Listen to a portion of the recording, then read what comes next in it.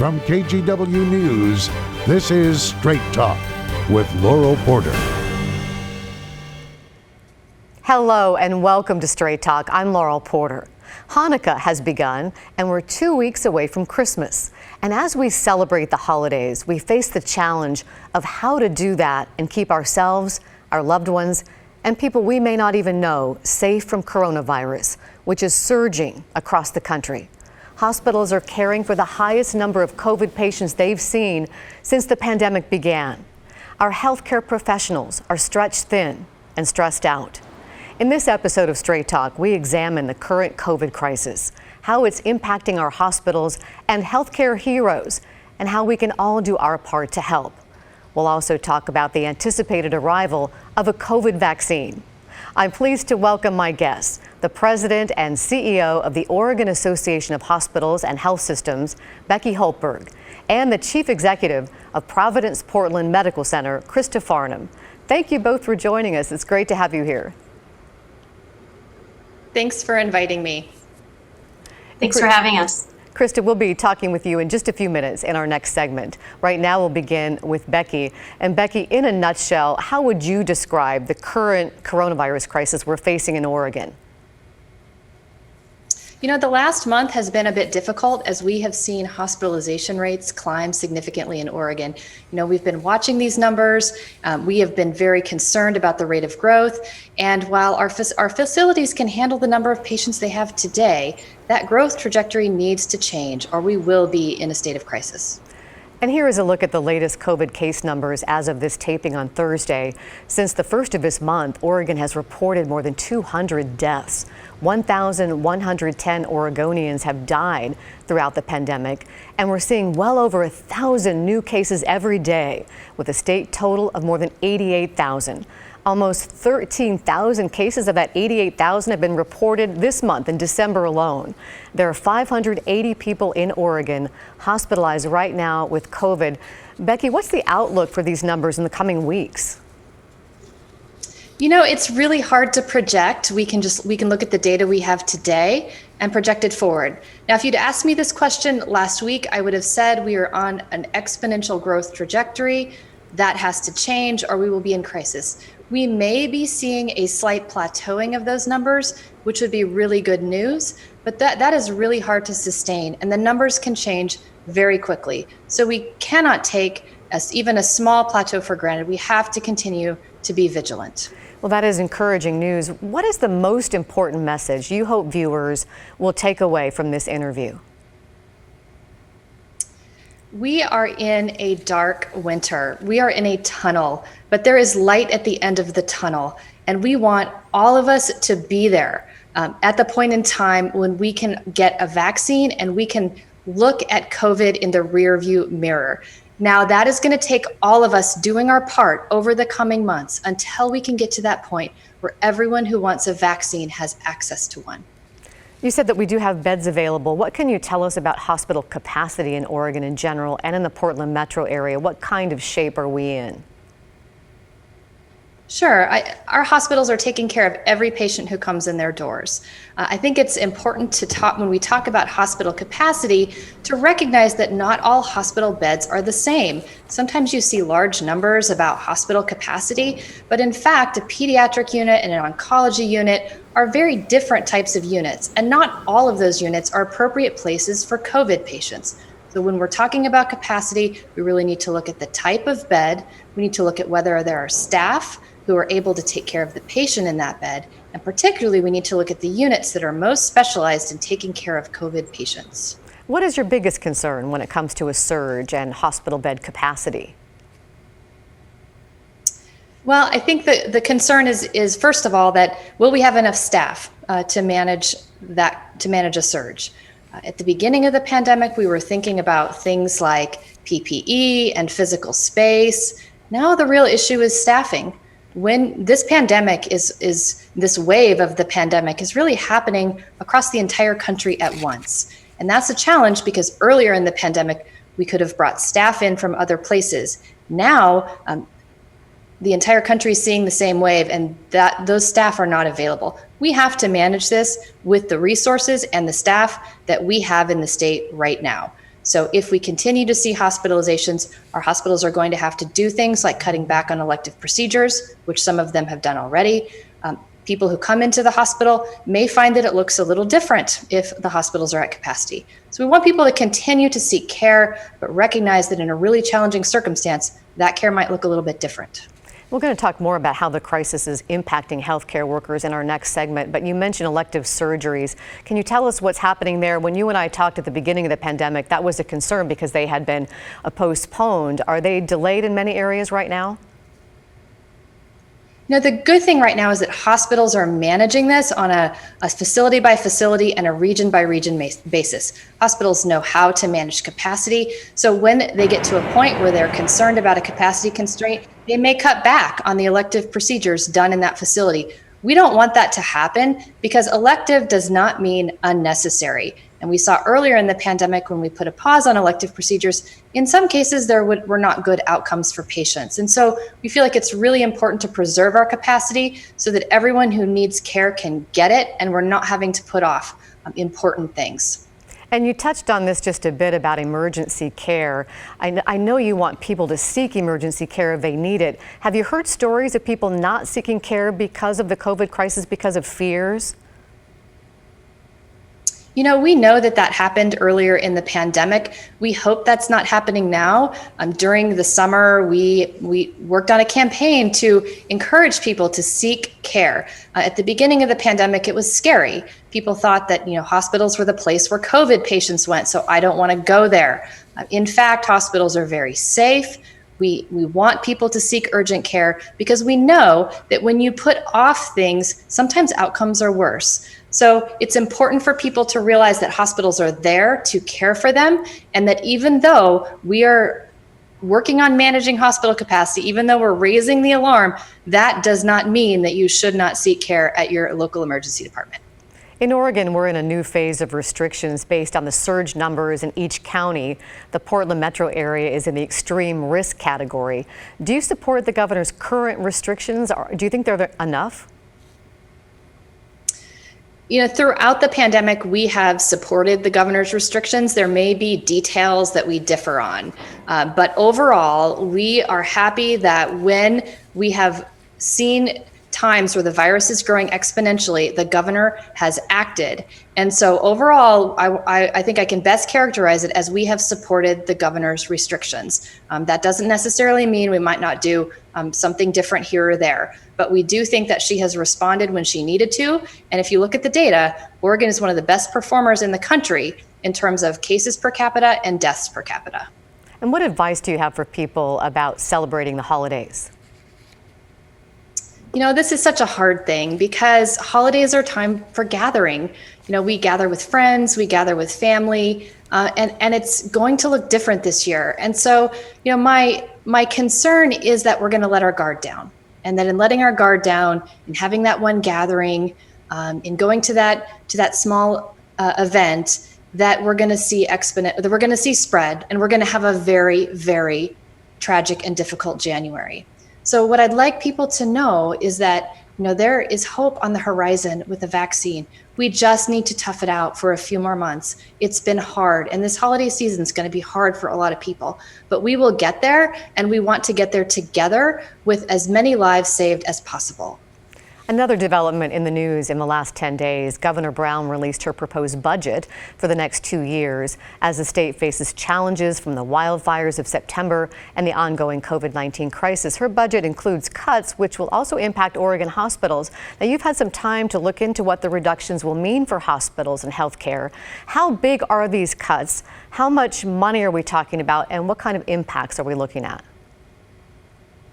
I would refer you to the governor's numbers. They are in the hundreds of millions of dollars of reductions. It's difficult to quantify because, quite honestly, there are so many different places in the budget that could potentially negatively impact hospitals. It is easily in the hundreds of millions of dollars, though. And if you had asked me at the beginning of 2020 if we would be in the middle of a pandemic and that we would see hospitals cut in the middle of that pandemic, that is not even a scenario I could envision. So we really strongly believe that this is the wrong approach during a once-in-a-lifetime public health emergency, that now is the time to have a state budget that provides for strong hospitals, it is the absolute worst time to cut hospital funding. The governor has said part of his state's budget shortfall comes from an additional 150,000 Oregonians joining the Oregon Health Plan. And she said that increased enrollment has created a more than $400 million budget gap. Let's listen to what the governor said earlier. Let me be very, very clear. This budget doesn't put enough money into our schools. It doesn't make the investments in public health we need. It's a budget built on sacrifice and hard choices. The governor calls for sacrifice, and there may be some people listening who say, well, big health systems, they should be able to afford to take the hit. What's your response to that?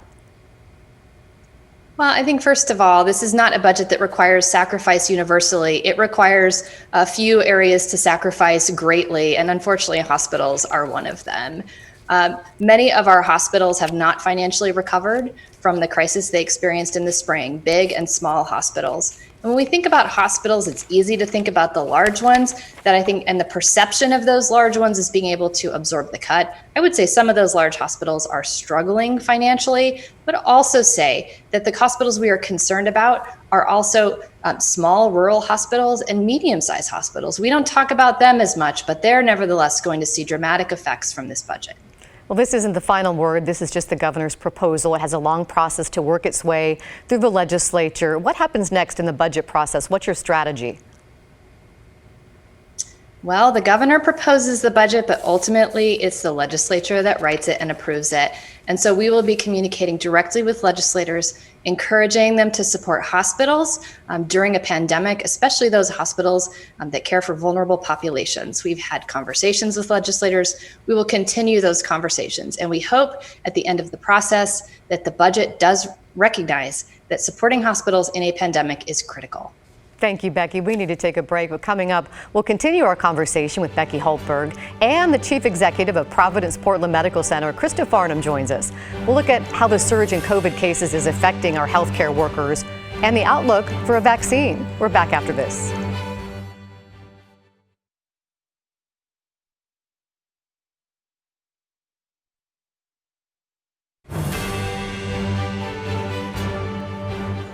Welcome back to Straight Talk. I'm Laurel Porter. We're taking a closer look at the coronavirus crisis and how it's impacting hospitals and healthcare workers. Welcome once again to my guest, the CEO of the Oregon Association of Hospitals and Health Systems, Becky Hultberg. And we also welcome now Krista Farnham, the Chief Executive of Providence Portland Medical Center. Thanks again for being here. And Krista, I asked Becky this earlier, but how would you describe what we're facing right now in this pandemic? Yeah, I mean, I think Becky outlined it well.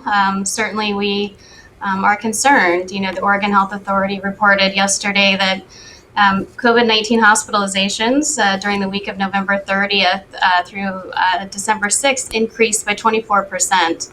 And we have certainly felt this increase here at Providence Portland Medical Center. Since mid-November, you know, our COVID volumes have become a bit of a moving target, you know, ranging from anywhere from 8 new patients a day to 20 new patients in one day.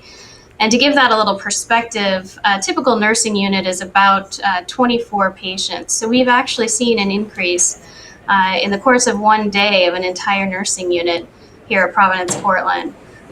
In the past few days, I'm very pleased to report that we've seen that number drop back down to a more manageable level, which is very good news. But we need to keep our diligence in our masking, our social distancing, and our washing our hands.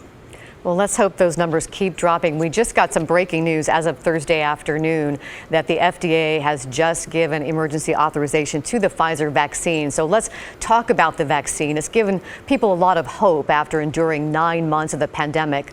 Oregon is expecting nearly 150,000 vaccines to arrive soon, with healthcare workers at the front of the line to receive them.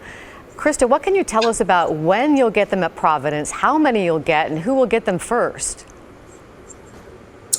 Yeah, you know, I think certainly all the data on both the Pfizer and the Moderna vaccine is solid, and they are safe and effective. And we are actively working on our plans for our first round of vaccine.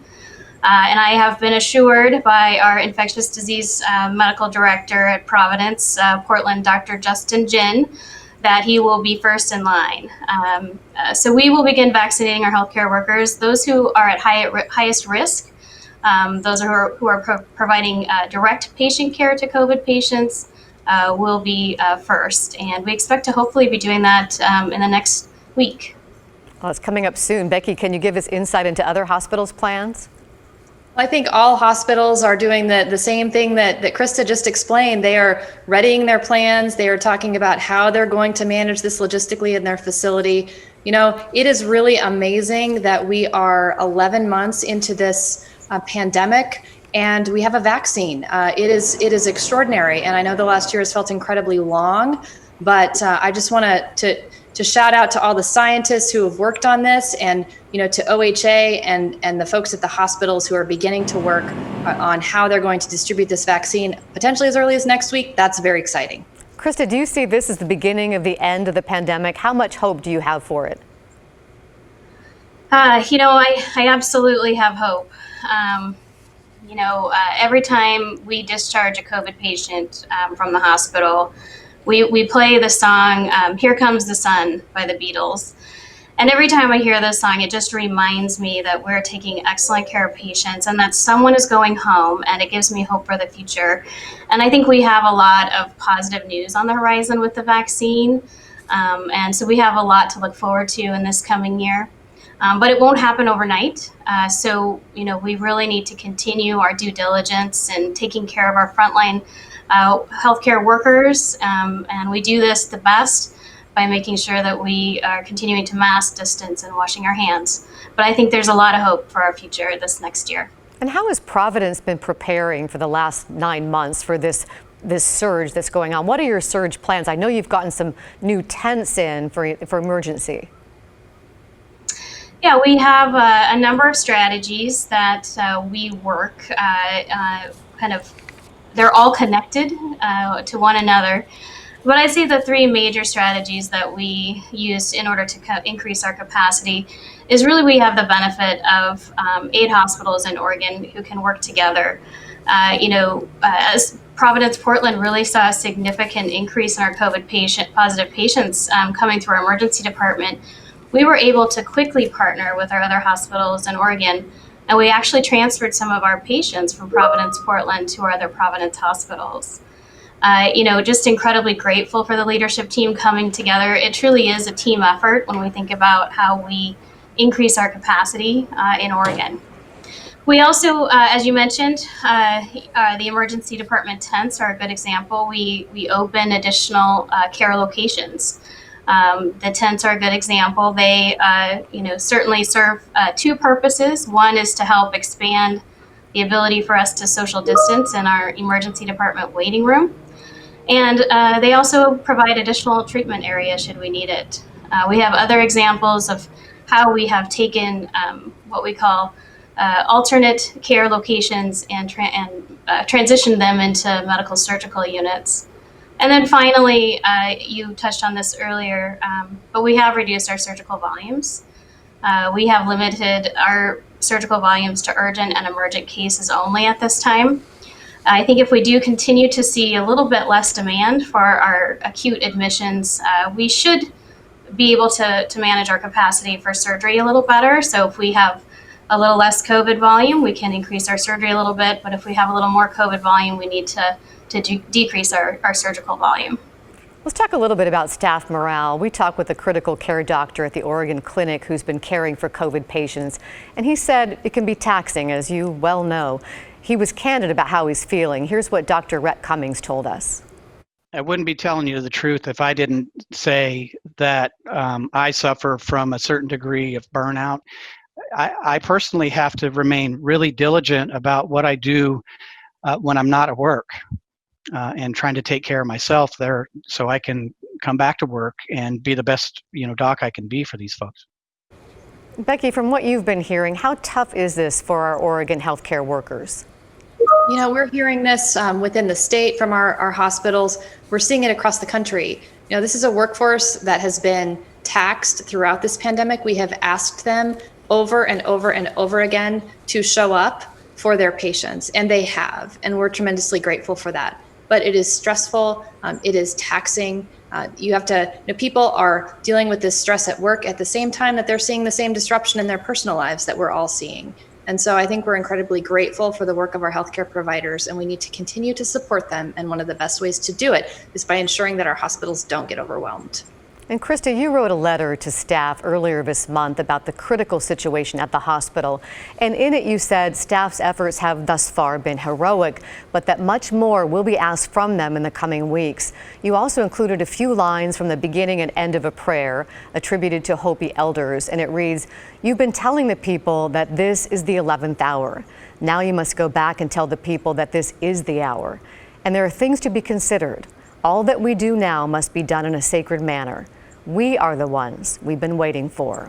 And you ended with this: "We've been preparing for what is to come. It will not be easy. We will continue to do everything in our power to care for those in our community who are coming to us in need." Krista, that's a very powerful message. How would you describe the efforts of your healthcare staff at Providence? Absolutely heroic. I cannot be more thankful for our caregivers. Every department in this hospital has been affected in one way or another. And I especially want to give special thanks to our infectious disease experts who have guided us through this since March, to our emergency department, who is really our front door, to our critical care, who have seen some incredible challenges, and to our inpatient departments for just truly stepping up, stepping in, and taking incredible care of our community. I am humbled to work with such expertise and compassion. And Becky, I understand that some healthcare workers were impacted by the wildfires and actually lost their homes. Do you have any stories that you've heard about that? You know, we had caregivers lose their homes in several communities throughout the state. It's really been a tough year as Oregonians. We all know that. We faced the pandemic. Then we faced these historic wildfires, and unfortunately, many people lost their homes, and some of those people were frontline caregivers. So, there's not a lot you can do, but we set up a relief fund, and hopefully we'll be able to distribute that money here soon for healthcare workers who lost everything, just because we are so thankful for all the efforts that they have made above and beyond this year. Krista, we heard early in the pandemic that there was a shortage of personal protective equipment, PPE. Is that satisfactory now? Yes, we have been doing fine with our personal protective equipment. And is that what you're hearing, Becky, at hospitals across the state now? Yeah, we're not in the same situation we were in the spring. I think we know a lot more about the virus. We understand the protocols that we're under now and that they're effective. And so the situation is much improved over the spring, when I think there was a lot of fear just because of the unknown and because we had protocols that were changing fairly regularly. So it has stabilized significantly. We have about 30 seconds each for you for a final thought that you would like to leave with our viewers. We'll begin with you, Krista. Well, thank you. Appreciate the time today and the caring for our caregivers. We've really had just incredible teams come together in response. And I know we're going to continue this great work. In the beginning of this pandemic, we really had, the community behind us and our healthcare heroes. And we want you to be our heroes and continue to mask, social distance, and wash your hands. And we look forward to all the hope and the future of the vaccine. Thank you. And Becky, 30 seconds for a final thought. Yeah, even a few short months ago, we didn't know how effective a vaccine would be. We had the hope of a vaccine, but we really didn't have the data on whether a vaccine was going to be highly effective. Now we know. We know that if we hang on for a few more months and do the kinds of things that will keep our families safe and keep our communities safe, that there is light at the end of this tunnel. Well, thank you for that message of hope. Thank you so much, Becky and Krista, for joining us. Thank you for all you do. And to all of our healthcare workers, we appreciate you so much. And thank you for watching and listening to Straight Talk. You can download our podcast wherever you get podcasts. Just search for KGW Straight Talk. Join me next week when my guest is Senator Jeff Merkley. Have a great week. Happy holidays and stay safe.